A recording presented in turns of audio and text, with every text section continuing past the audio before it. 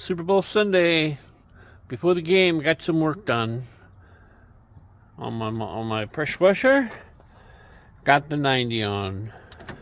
I run the hose underneath.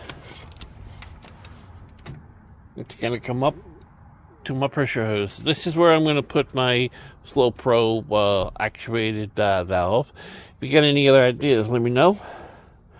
And I got the gas pump.